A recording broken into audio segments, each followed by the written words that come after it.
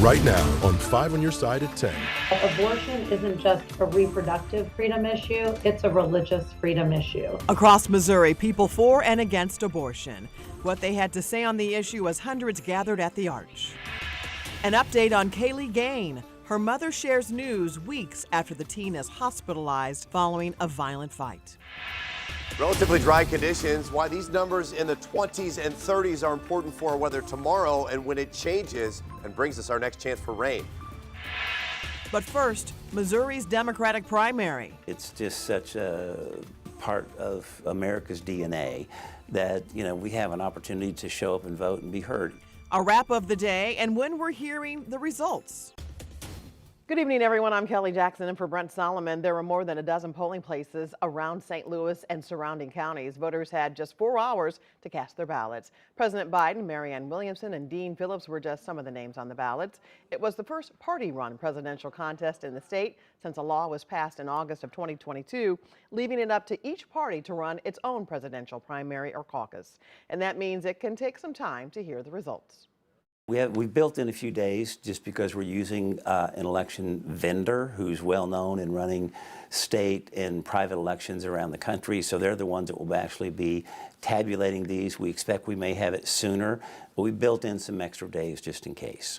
You can expect election results in the upcoming days. For the latest updates on the primary, just visit ksdk.com. Also at the polls today, Missouri Democrats collected signatures for the Right to Reproductive Freedom ballot initiative. It's aimed at ending the ban on abortions in the state. 5 on Your Side's Laura Barcheski checked in with the organizers as they raced against the clock to collect signatures. Laura? Kelly, they have until May 5th to get more than 170,000 signatures, and so far the organizers believe they're on track to get it done.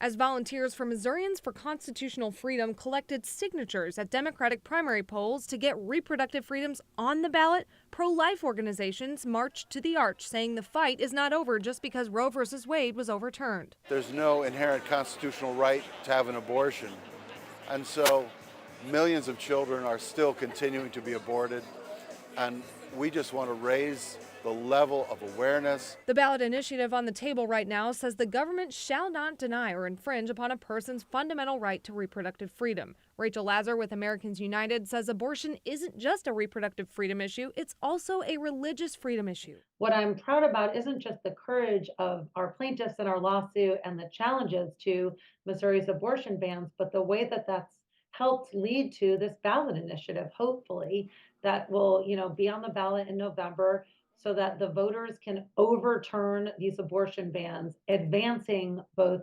reproductive and religious freedom. Executive Director of Coalition Life, Brian Westbrook, says those who are pro-life need to continue to stand together as he believes the courts won't protect life at the end of the day. We all have to work together, and the one thing we know is that the pro-life movement is 100% united today to continue to protect life, specifically in Missouri, to fight back with some of these ballot initiatives. Missourians for Constitutional Freedom says they aren't releasing signature numbers right now, but are on track, saying, quote, the more Missourians hear about our campaign, the more they're energized to fight back against Missouri's cruel abortion ban and put families, not politicians, back in charge of personal medical decisions.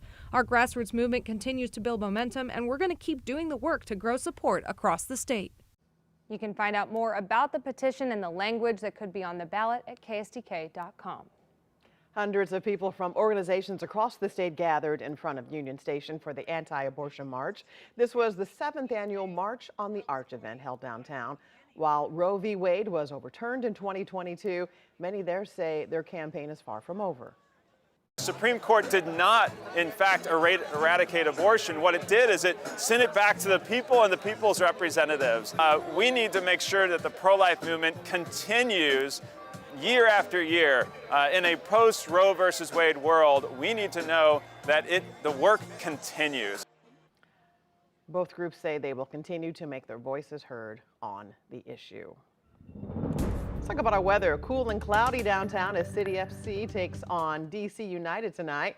Meteorologist Gary Frank has a first look at our weather first forecast. Yeah, it was chilly as they were all kind of hanging out for the game as it just ended. But, clouds increase now, and you can see where there's rain settling in. You think, well, that's just in time now that rain can settle in after the game's over, but I don't think that any of this is reaching the surface. As we look at a different product here, you can see that as this rain gets closer, a lot of it's falling apart, but clouds are still increasing, and it's a lot to do with that dry air that's in place as we continue to see an east breeze. In fact, there's no rain anywhere on any of these cameras, as you would expect based on what I just showed you, but downtown on Market Street, it's still 45 degrees. We've dropped about 5 degrees since I last saw you in the evening. We've got now that east-southeast breeze at around 10 miles an hour, so it does feel a little chilly at 41 degrees. That's what we're going to see tonight, as we won't drop a ton from where we are right now, but those clouds continue to stay with us as that east-southeast breeze remains in place.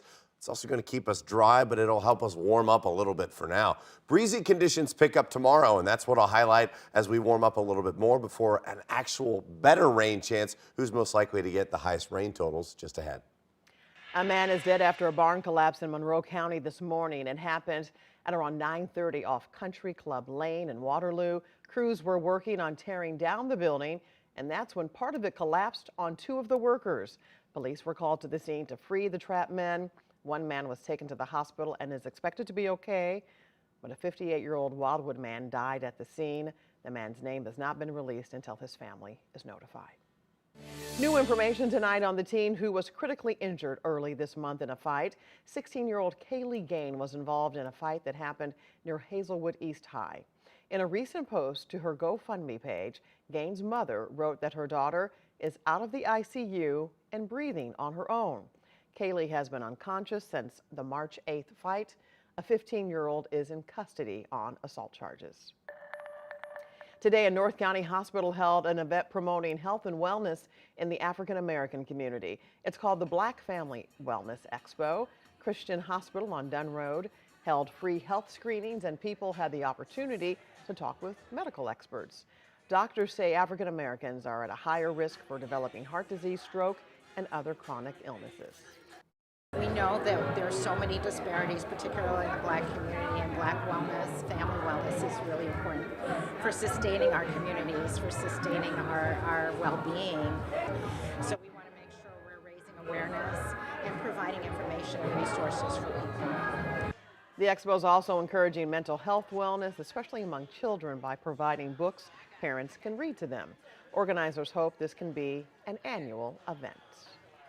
Coming up, a community coming together. No more violence!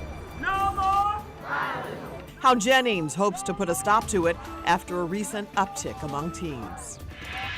Weather not so much going to impact our plans tomorrow, but it will be breezy. But it's Monday and Tuesday that our next impactful system arrives. How much rain we can expect and when we'll see it on the way.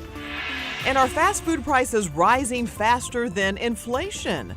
Our National Verify team looks into whether this drive-through dilemma has any bite to it.